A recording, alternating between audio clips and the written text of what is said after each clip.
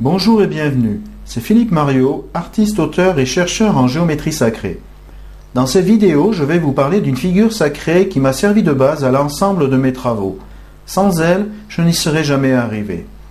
Dans cette vidéo, je vais vous faire découvrir la face cachée de cette figure emblématique et vous révéler l'un de ses secrets les mieux gardés et le plus précieux.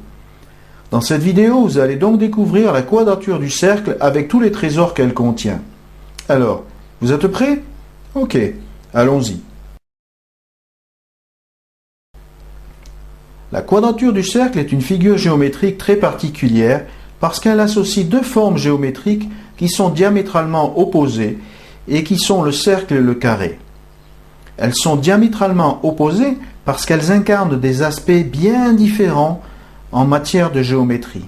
Par exemple, le cercle symbolise à la fois ce qui est conceptuel, ce qui est en lien avec l'esprit, le tout, le cosmos, tandis que le carré représente, lui, tout ce qui est en lien avec la matière, la concrétisation, l'incarnation, la terre, la stabilité, le cadre.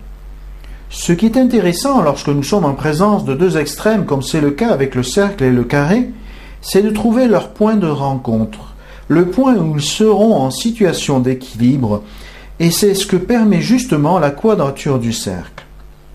Par exemple, si on place un carré dans un cercle, nous voyons bien que le cercle est dominant par rapport au carré. De même que si nous traçons un cercle dans un carré, nous voyons bien que c'est le carré qui domine. Le point de rencontre et le point d'équilibre entre ces deux formes s'établit lorsqu'ils sont uniquement en quadrature, c'est-à-dire lorsque le périmètre du carré est égal à la circonférence du cercle.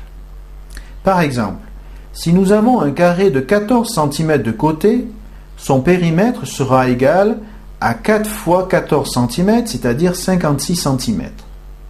Il nous faudra donc un cercle de 56 cm de circonférence, c'est à peu près un diamètre proche de 18 cm, pour obtenir une quadrature entre ce cercle et ce carré.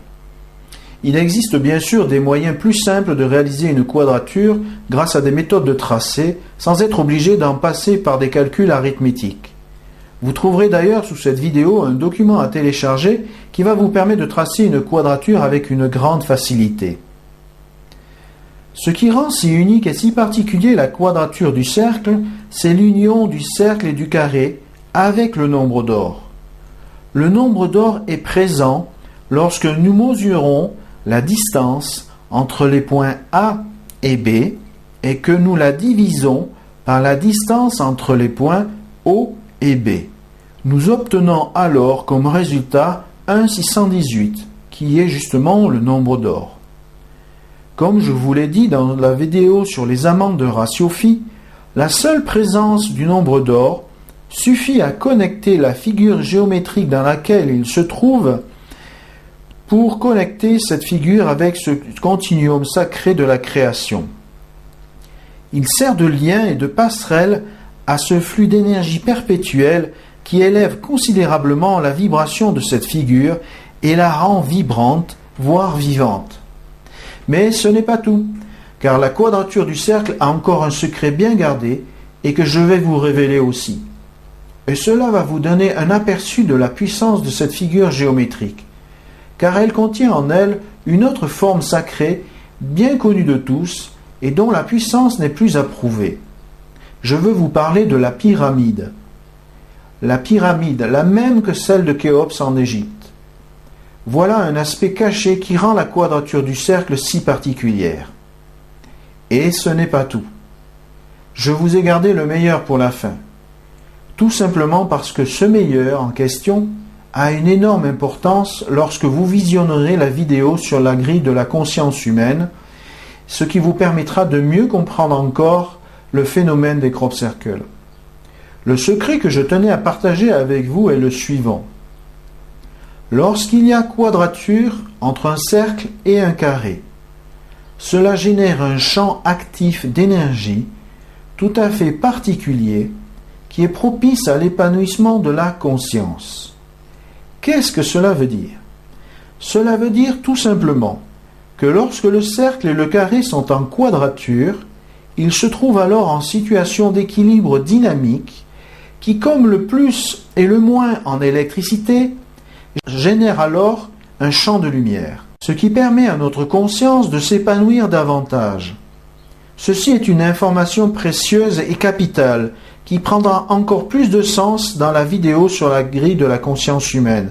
Je vous la donne maintenant pour que vous ayez le temps de la digérer et de la tester en traçant par vous-même plusieurs fois une quadrature du cercle avec une règle et un compas. Comme vous le voyez, la géométrie peut être un sujet passionnant qui n'a rien à voir avec celle qui est enseignée dans nos écoles.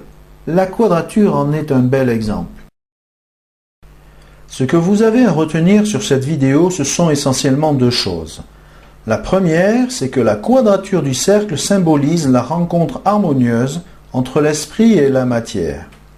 Et la seconde, c'est que la quadrature du cercle génère un champ actif d'énergie propice à l'épanouissement de la conscience. Retenez bien ces deux informations. Elles sont essentielles et capitales si vous voulez bien comprendre la suite. Je vous donne donc rendez-vous dans la vidéo sur la grille de la conscience unitaire pour aller encore plus loin. À très bientôt.